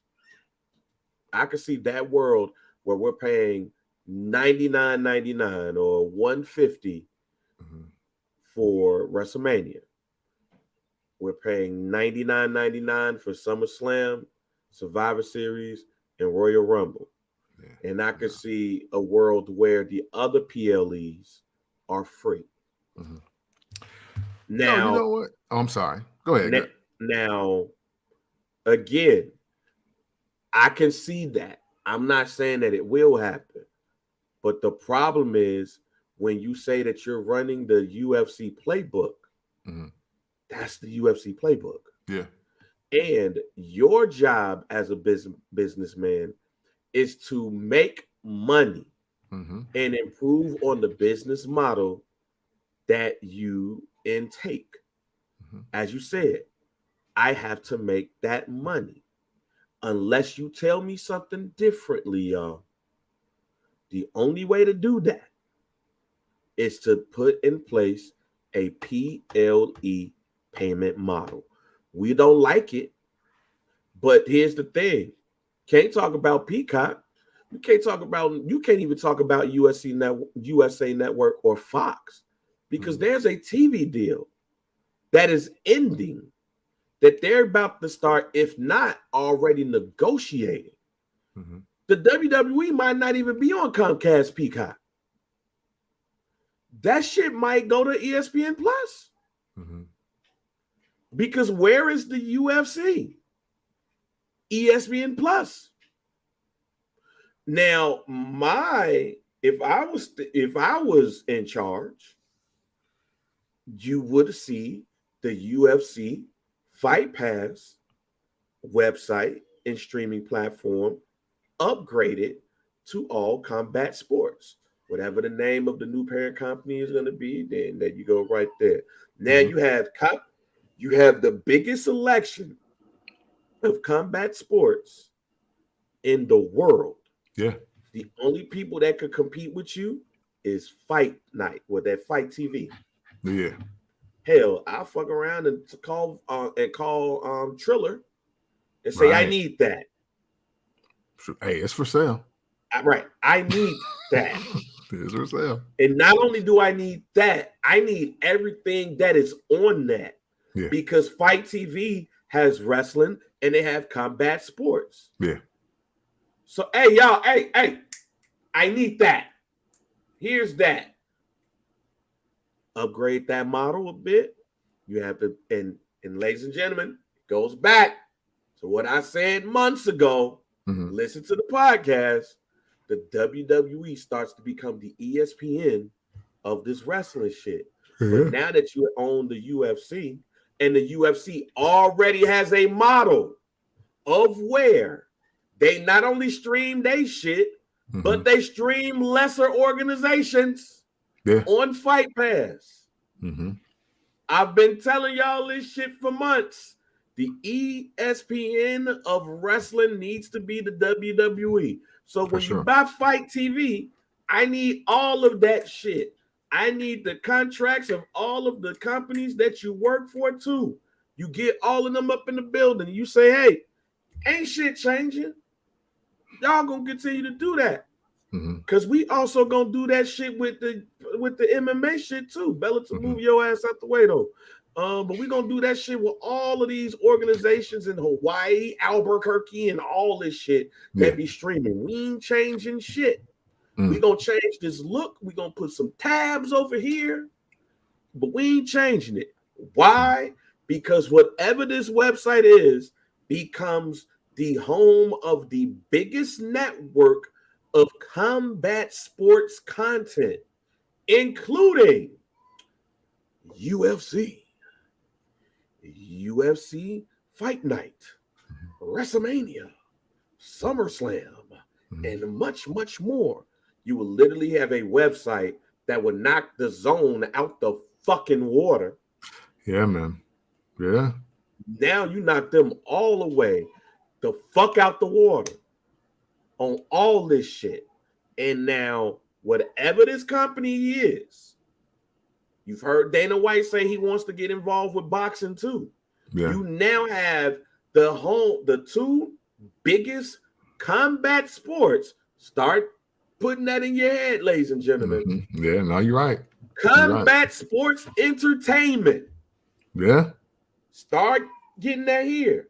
You're gonna have a home. The UFC and the WWE is now the home of the biggest combat sports entertainment network.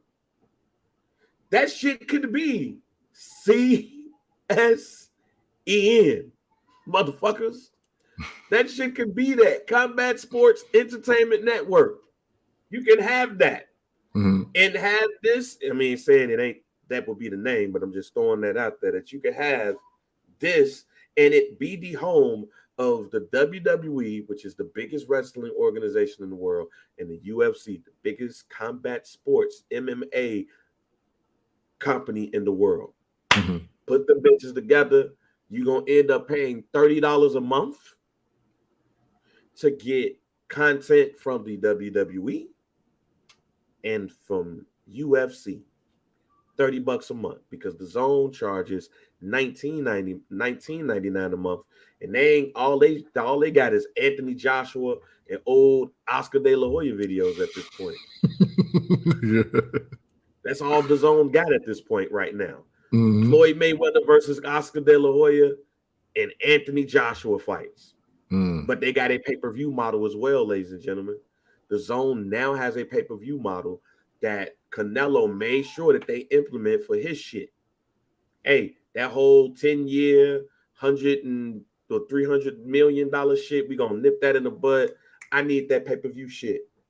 That's why I'm telling y'all, do not be surprised if you're gonna have to pay at least $80 for 4 PLEs, because the model for pay-per-view has changed since the WWE changed that model with the WWE Network. The Zone used to be you pay $9.99 a month and you get free boxing. Free boxing. I spent that $9.99 so quick to get all those people that was on the Zone and shit. Like, oh yeah, give me all that. Anthony Joshua, about 5 Canelo fights was free, and a lot of other boxers that I enjoy was having free matches on the Zone. Well, not necessarily free, you're paying $9.99. Same thing with the WWE Network. Pay $9.99, get all of the pay-per-views now under this price of $9.99. But since then, since that conversation happened years ago, or 2014 or 2013, since that has happened, people have been questioning the model and how much people get in that model and actually how much the company makes. And the Zone actually has lost billions and billions of dollars, and people have blamed that model on them losing money. So Canelo was like, fuck that contract y'all got. I need some pay-per-view over here. So his last couple of fights have been the Zone pay-per-views. You pay your $19.99 a month, but then you're paying $59.99 if you're a subscriber. But if you're not, you're paying $79.99 and maybe you get a free month. I'm just giving y'all the possible future, ladies and gentlemen. You can have a future where the WWE and the UFC have a website that has all of their content on there that you can see as long as you pay $30 a month. Some pay-per-views are treated like fight nights, whereas you're going to get those for free as long as you're subscribed. You're going to get those for free. But the other part about that is that we ain't giving you these pay-per-views, these big ones, for free. WrestleMania, SummerSlam, Royal Rumble, Survivor Series. You're paying $59.99 along with the dub you paid for the month. Hey, listen, I'm gonna get proactive, man. I was already thinking of ways for a first black champ to be at WrestleMania week because I do want to attend the Wale Mania. Philly just seems like the good place to do that. But yeah, if these changes, which are very possible, you know what I'm saying? Like I'm not even going to totally dismiss any of this, and y'all shouldn't either, to be honest with you. If this were to happen, then I'm going to get extremely creative on how we, the first black champ community, will be watching and attending these events. That's what I am going to do. I'm going to say that right now, that if that is the viewer experience, then we about to create another viewer experience. Hey, you know what I'm telling you, man, you might as well get started, because that's the only thing, like this whole thing about, the sale and all of that stuff. That's the only thing that I'm not worried about the product. The product is going to be what it's being. People are going to like it and they're going to hate it, and they're going to get on social media and they complain. But now that we're in the midst of TV deals being renegotiated and everything, and you see what the UFC has already under their umbrella, the only thing I can see is that they're being taken off of Peacock, or the UFC bringing it over to wherever they go to. Or the WWE going over to, let's just say, ESPN with ESPN Plus or whatever, because ESPN has always wanted to get in bed with the WWE. But I can see again a model similar to the UFC, which you get those lesser joints, those fight nights for free on TV or on ESPN Plus.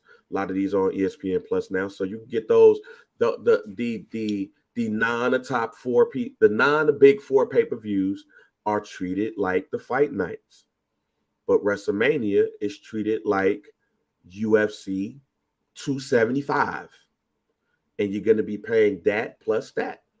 But if there was a world where you get all of the combat sports that the UFC owns and have contracts with, and all of the content that the WWE owns, and have them on one website that you subscribe to and get all of that, yeah, y'all get ready to pay $29.99 a month. You're ready.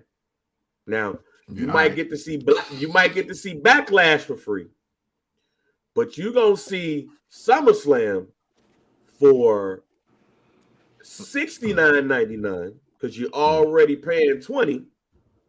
So the total price will be $89.99. But you can see Hell in a Cell along with that monthly price. Hey, listen, I'm gonna say this. This is my last thing to say about this.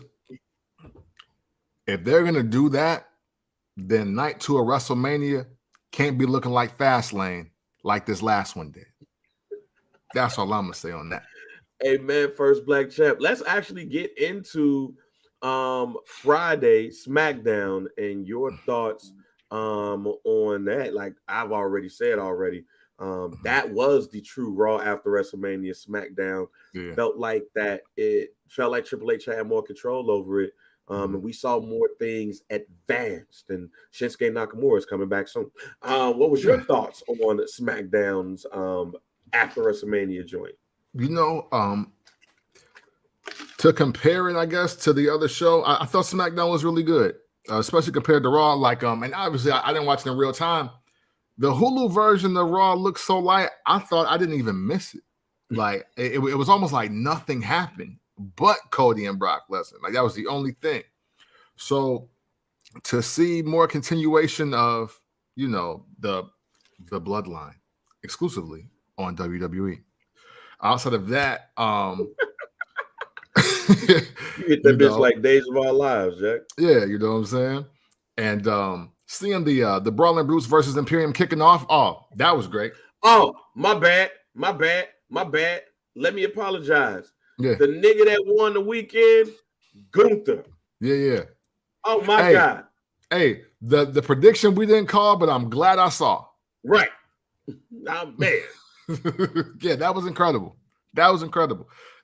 And that actually made me feel good, even though I was gonna know the WWE just does what it does, which is when they talk up a title and how a person hasn't or hasn't gotten it, they usually get it at that next time.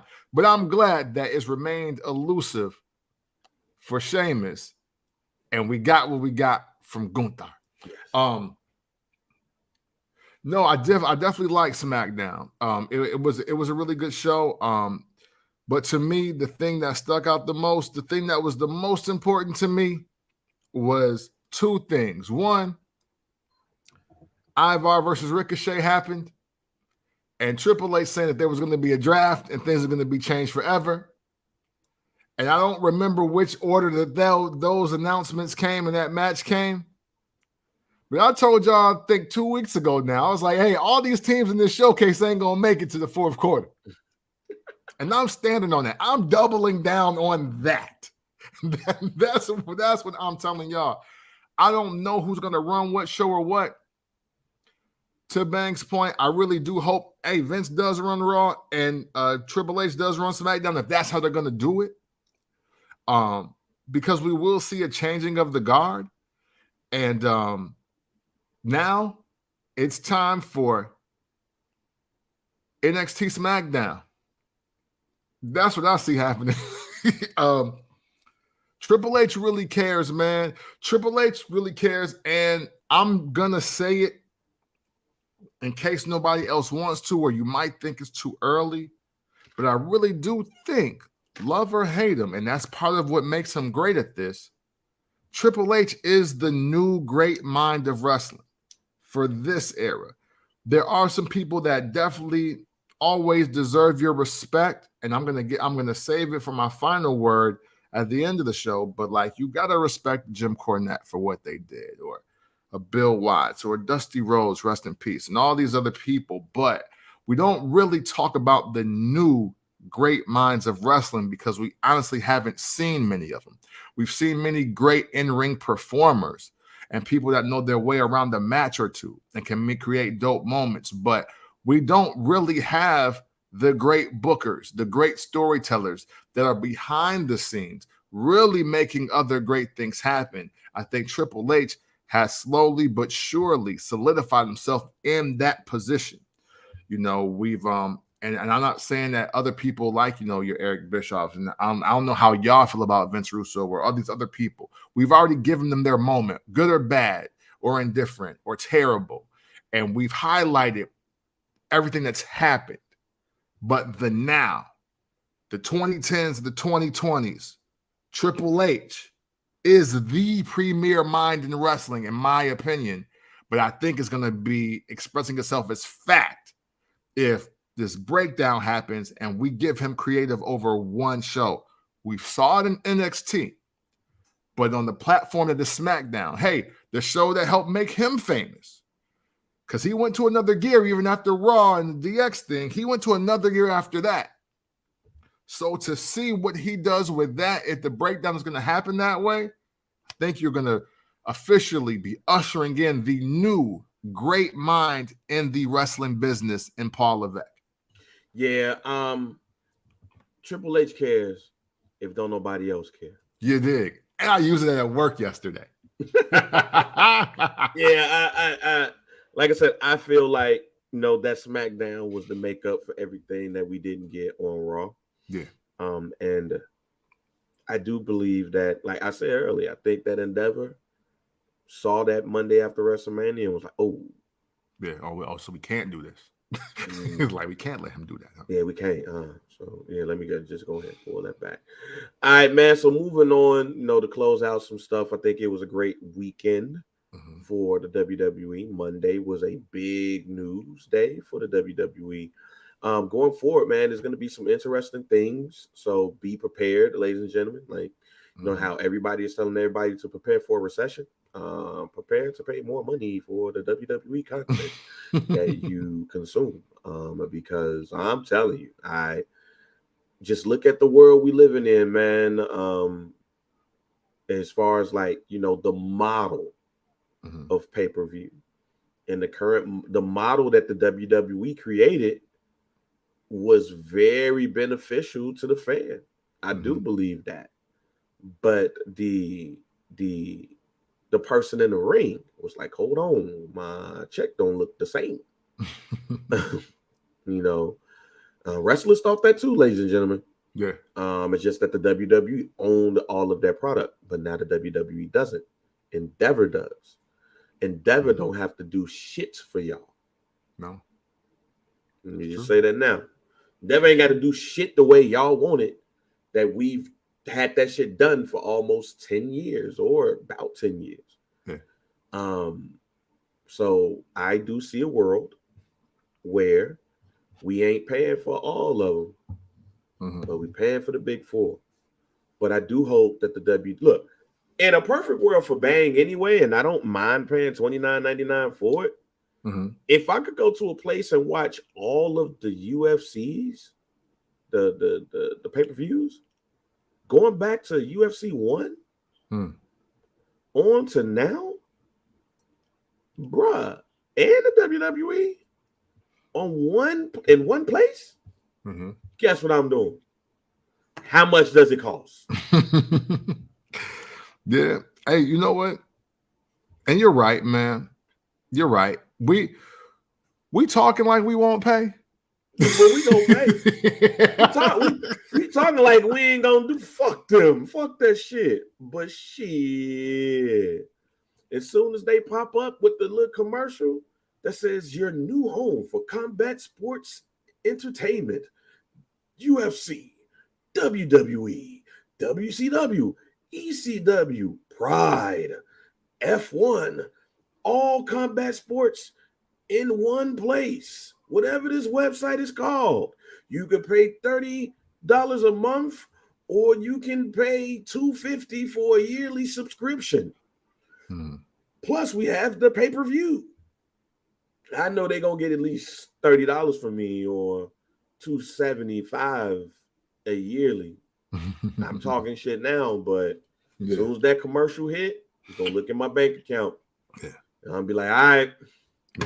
Y'all got I'm still getting creative regardless, though, y'all. I'm gonna get we gonna get creative regardless. We have to get creative because, as I said, the top 4 pay-per-views ain't gonna be on that bitch for you to.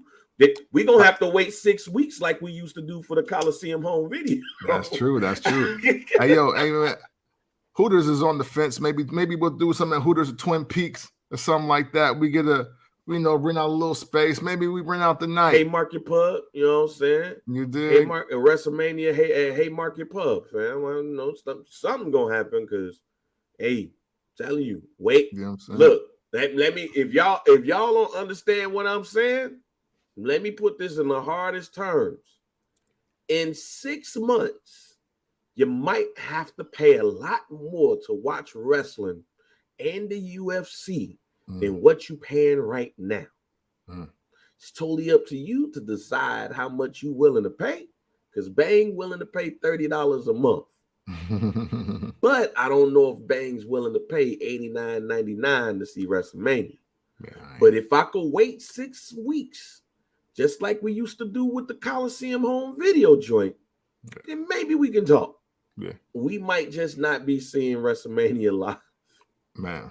So it's gonna happen. Get them coins ready, fam, because the TV deals are being talked about and content deals is being talked about too. So in 6 months, start having that conversation of what y'all gonna be doing. Because when that deal officially runs out, the other deal comes into play too. Yeah, man. All I can hear is First Black Champ watch party, women, wings, and wrestling. It's what makes the world go round. You guys come out. $10 cover. Dang. And yeah, Trey, we know the deal does not officially run out until 2026, but the negotiation is about to start now. Like the $5 billion SmackDown deal, that was talked about like years ago. but that much money moving around and that much on the buy, they just hope for the perfect storm when the deals are becoming solidified. You know what I'm saying? Like this is in essence, if you want to look at it from a different sport, this is what the NBA goes through. Like, This is kind of what Kobe's and LeBron's thing was. It's like, hey, fam, y'all airing Cleveland games because of me. Like, the Q Arena is what it is because of me. I want in on this NBC deal. Like, I need some coin for that. I need some coin for that too. Like, we can work out whatever with the NBA, but my other contract should say this. We knew 2 years before KD signed that KD was going to be able to take advantage of the TV deal money. Yes, that was going to come when he signed it. Yes, yeah. So and the thing, and we know who those athletes are going to be because why? We're watching them since like 10th grade. We were watching them since 10th grade. Now we're watching them since 8th grade. Now, 6th to 8th grade, and we're like the 7-foot kid that put back his own 3 dunk. He's being watched. Bronny's being watched. The NIL deals, like all of that, we're gonna start seeing all these NIL kids on TV or on some app because they're the draw, they're the attraction. That's why they give the M's out so the companies can get the B's, but they're already talking about it. Like, no matter, look, Bronny could play ball in Paraguay right now. You're gonna see him in 2027. You're gonna see him. And I even go further in saying this. Hey man, like Trey, I understand what you're saying. We act like 2026 ain't soon. Man, we in April of 2023 right now. Yeah, second quarter. Second quarter. Fucking weather's nice outside. Like, it was just cold. It was just January. Shit go quick. Not for sure. But I'm just gonna stand by and get creative, man. That's what I'm gonna do, because there's definitely going to be some financial changes. Because remember, like, we always look at things. Well, the majority of people, we see like these deals as, oh man, they getting that bread, 21 billion. But yo, think about it. That's what got like spent and acquired. So now they trying to see 24 billion. Mm-hmm. And you ain't, and from just my thought process, you're not gonna get to your 24 billion by me paying $5.94 for my Peacock subscription. I don't know. I don't know it is fact. So you ain't gonna get it off of my back. Yeah, but you ain't. I don't think I'm helping. Hey man, we got to figure it out. Hey man, before we get out of here. Oh yeah, Trey, that's what we talk about. Hey, that the WWE on ESPN is not far-fetched. Yeah, sure. So before we get out of here, no, I don't have any guarantees or anything like that. Mm-hmm. I don't want to focus on people getting fired. Mm-hmm. No, possibly, and all that stuff after WrestleMania, because now after the sale of the company, shit's done changed. Sure. But as my guarantee, what I would use for my time for my guarantee, I am going to talk about how, in my opinion, the women's division changed on Monday. I think the women's division and how women look at the women's division changed on Monday. So what I mean by that is Bayley reportedly, allegedly, was supposed to be a part of Raw, but after rewrite, she was cut from Raw. Using Bayley as the person here because not only Bayley, but I think Charlotte saw what Sasha Banks did in becoming Mercedes Moné, and they want that. I think they want that. And y'all might be like, yo, so what would they want? I think Charlotte talked about a couple of weeks ago how she very much so respects what Mercedes did and being able to go overseas and wrestle different women and things of that nature and really take a chance on themselves. And then I look at Bailey, who was one of the people who was in Japan to help celebrate with her friend. But I also believe that, like Bailey and Trinity Fatu, that they officially see that life outside of the WWE for women ain't so bad at all. No. It's not so bad at all. Especially not this era. Especially not this era. I think more and more women in the WWE realize that they ain't trying to be Natty Neidhart. I ain't got to stay in the WWE for all this time and carry the banner and the flag of the WWE, especially if this is the treatment I'm going to get. Mercedes made that known, and now you see that she continues to thrive. I believe that there was a report that there were some people that said that depending on what happens with Vince McMahon, they might either, request for their release, or they might just ride their contract out and go from there. I do believe one of those people is Bailey. And not because of anything, but I can do this like my sisters did. I would not be shocked or surprised if this is the last contract for a while we see from Charlotte Flair when it runs out. Because I don't think her husband's coming back anytime soon. But I do believe Charlotte wants to expand on the Flair brand like her dad did. Dad wrestled all across the world. You say the name Flair and everybody know it. In some of the smallest countries to the largest countries. My man wrestled Antonio Inoki in North Korea, Jack, at a time that we weren't trying to go over there. He did the Dennis Rodman shit. WCW did the Dennis Rodman shit before Dennis Rodman did it. That's what's missing on her resume. And even on top of that, but still to your point, Ric Flair is on record as saying that he's made more money now as Ric Flair the brand than he made wrestling. So I would not be shocked or surprised if by next year, the only force horse, I won't say next year, but I will say that it's going to come to a point where we're not going to see no horsewoman in the WWE. And it's going to be sooner than what you think. Because I think it's going to come a point where Becky is going to want to take time to be a mom and not having to bring her kid with her on the road and just actually be a mom. I think time is ticking on Becky. I think time is ticking on Charlotte because she want to take her show on the road like her daddy did. And I think time is ticking for Bailey because when you look at it in the grand scheme of things, the 4-horsewoman that was probably disrespected the most is Bailey. And that's why I believe that on Monday, when those rewrites happened, it changed the course of the women's division.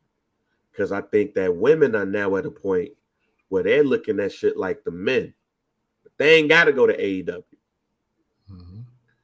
But you know what they're going to get done if they go over to AEW? Get paid handsomely just because of who they are. But I could go to New Japan. I could go to all these organizations and might not be respected more than the men, but because of the work that they know that I brought on TV and the shock value and the surprise, similar to how WCW was, I could go over there. And I bring this up because of the Endeavor deal. Reason why I don't want to talk about who might go and who might not go is because the simple fact of, a lot of people might be gone from this shit. Mm-hmm. Yeah. There might be now, Endeavor might be like, yo, y'all, hey, overhead is still kind of too much for some of these people, especially with some of y'all getting way more than what UFC fighters get during fights. Right. You heard what Francis Ngannou talk about.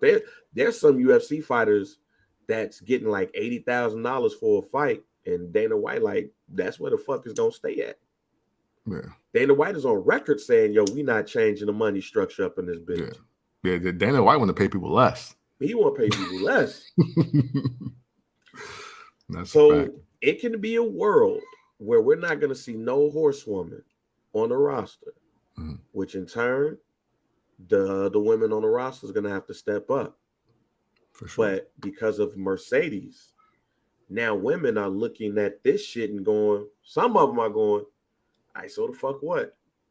Yeah. Because even the mid-carder over in Japan get more love than I get when I walk outside here. Yeah.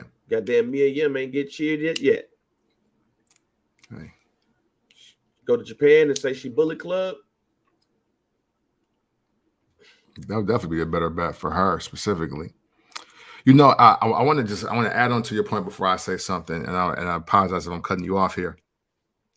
But this is honestly kind of like interesting that all this will be happening on the year that Stacy Keibler gets into the Hall of Fame.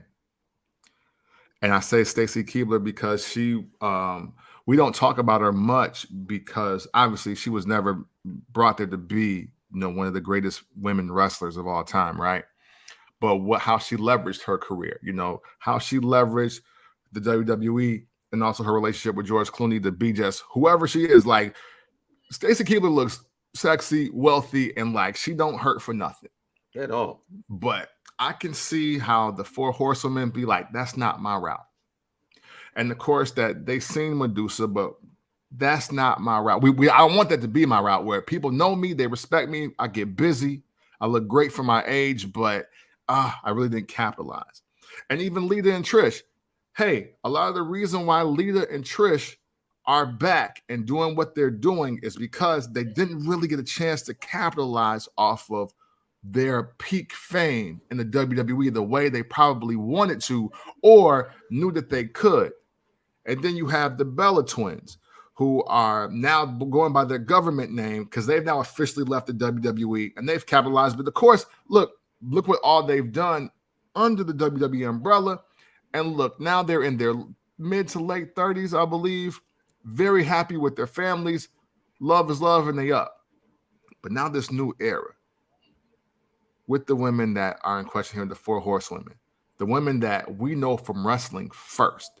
They were not here as eye candy. They were not here as valets or accompaniment or, oh man, they ended up being pretty good. No, these girls have been the girls day one. And now they know their impact to not only women's wrestling, but wrestling period and sports. And now they're using that to understand it and leverage that.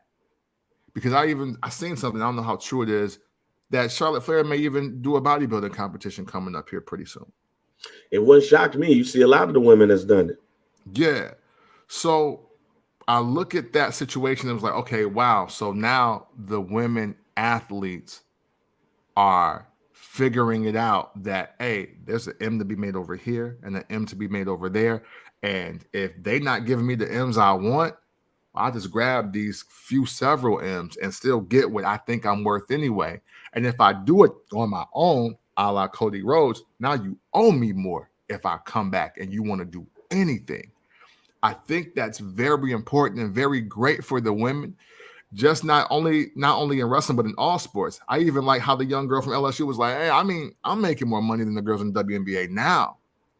So there's already a certain level of, you gotta really pay me to come over there. And I think that's a beautiful thing. And I do think that extremely hurts the WWE for letting Sasha Banks die the way they did. And it all came into well, we don't think you're worth that much. Because if you don't think that Sasha's worth that much, you definitely don't think there's others that's worth that much. Exactly. Look, and it's no diss to Natty. All right, I'm not dissing Natty at all, but Natty is the person who is the flag bearer for the WWE. She's been there. She's trained these women. She's helped get these women over and all of that. And sometimes to the detriment of herself. Yeah, facts. Because she could very well been somebody that went over Japan and just said Hart by her name and she's going to get some good love. And she's a worker. Yeah. She's a worker. But I think that Bayley was on her way to being the next Natty. And now I believe that Bayley could be on her way to being the next Mercedes. Very important. Very important. Listen to what he's saying when he say that to you like that. Listen. Dead ass. All right, man. Well, I also don't have a guarantee, but I want to now deviate from what I was saying about the new great wrestling mind being Triple H, aka Paul Levesque, to speak on Gomez McMahon. No, we'll use the real name, Vincent Kennedy McMahon Jr.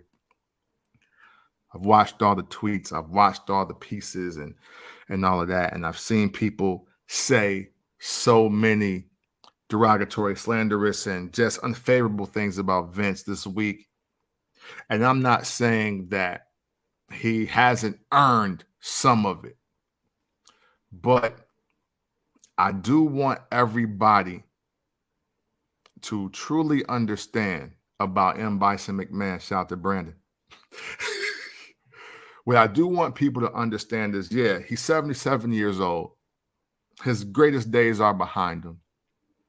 But what I can't simply allow, without feeling a certain way or at least offering the opportunity to educate some of you out there, not even the people in the stream, just some of the people that just exist in this new world of wrestling, that whether it was by his own brainchild, by his green light, or by his financing in the competition, Vince McMahon created WrestleMania. He created Hulkamania. He created Austin 316, Macho Madness, The Ultimate Warrior, the Monday Night War, the Attitude Era. We saw the segment that birthed Ruthless Aggression. John Cena. Wrestling and wrestlers easily making $1 million or more annually. Putting them on the Today Show, Carson or Leno. They've been on Arsenio Hall. They've been on the Today Show. There was a period of time where 10 million people were watching wrestling weekly. 10 million. That number's a lot lower now. But it all came from the brain or the budget of Vince McMahon. And even though he's 77 and he ain't got it no more, you know what I'm saying? Like, hey, look, we all ain't gonna have it no more.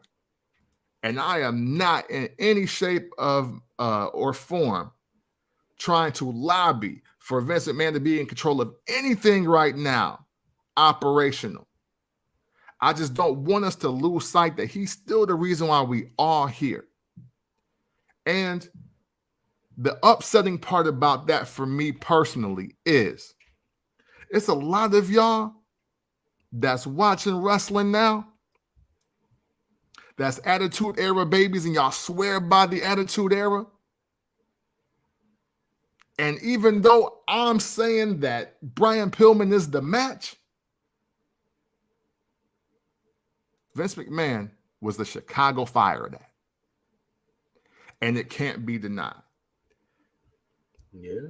We're going to leave the personal stuff out at this moment. I get it. I understand it. The greatest person in my life was my grandmother. I have a mother. I have a daughter. I'm not caping for none of that. But I'm talking about just this wrestling business, the sports entertainment thing that we all know, love, and enjoy. Vince McMahon is the guy that has it as illustrious and as profitable as it's ever been today. So even as we say, hey, AOG, go ahead and have a seat. We got this. Let's not discredit that he's still the person that opened up the door to us and gave us a plate. That's all. Yeah. So World of Wrestling is going to be very interesting. Shouts out to AEW for announcing they're going to be doing All In London at Wembley Stadium. So I think them packing out 100,000 in London is going to be lit. Shouts out to everybody. And again, hey, man, shouts out to y'all folks that thought Cody Rhodes was going to actually defeat Roman Reigns. Wasn't going to happen at all. Nah, man. Nah, hey, and we right to do it. Listen, don't get it confused, man. Vince McMahon also practiced company nepotism. And the last time I checked, all the great moments for the Inoue family happened under the WWF and the WWF. So, yeah, they about to get top billing over a lot of families moving forward. All right? You know? Don't be so upset. Nah, don't. Let Cody go through his hard times, y'all. Let him go through his hard times because Cody Rhodes versus Brock Lesnar, I'm not going to front. I like this. Yeah. I like this. I like this. Cody, you're going to have to go through the same gauntlet I went through. Oh, yeah. Oh, I like this. And white people got to pick a side. Oh, y'all two favorite white boys ever in life got to get crazy. Let's go. Pick one. Pick one. Our fair-skinned friends, pick one. Ooh, Cody or Brock Lesnar. You got to pick.